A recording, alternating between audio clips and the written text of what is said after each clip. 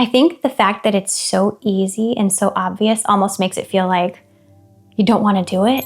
It's like counterintuitive, but this will change everything for you. If you've been struggling and you've been feeling disconnected to your intuition, this is guaranteed to help you. It's quick, it's easy, you just have to do it. And my name is Jessica Kinney.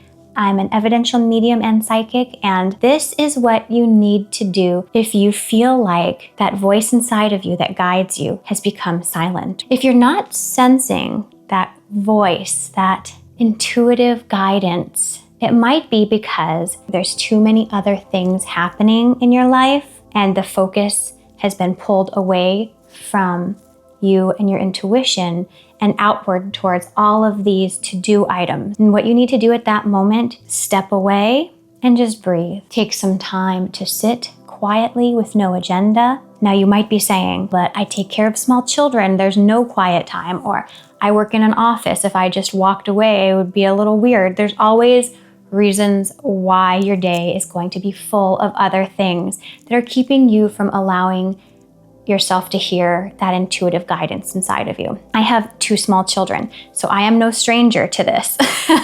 And that is why I know the importance of a couple of moments, even just some time before bed, to clear my mind of all of the noise and just be. As your head hits the pillow, rather than just immediately drifting off to sleep, take a few minutes as you lie in bed and just notice what it's like when there's no other interactions happening around you. And that voice inside of you, that intuitive guidance that you receive, will start to show up again. But you have to focus on allowing it to show up and not on all of the external stimuli that are distracting you. I love to meditate. I have been meditating for years now because my mentor, who is an incredible evidential medium, his name is Chris Drew, he told me years ago, he said, Jessica, you have to be able to meditate and to sit quietly. Once I started to sit and to feel what it was like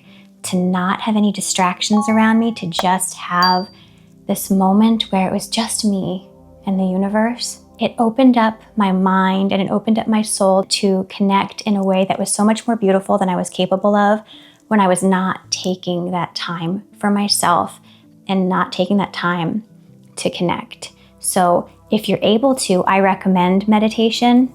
I have tons of meditation videos on this channel, and I will leave a link to those as well. But if you feel like you are just not connected to your intuition the way you usually are, you need to stop and take some time to just be without external stimuli, because intuitives oftentimes are HSPs or highly sensitive people.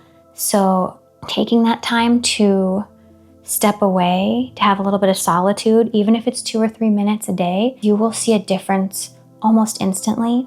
And if you keep doing it every day, I guarantee you will start to hear that little voice inside of you grow louder and louder. We hear a lot about taking care of our physical bodies and all of the things we should be doing for our emotional well-being.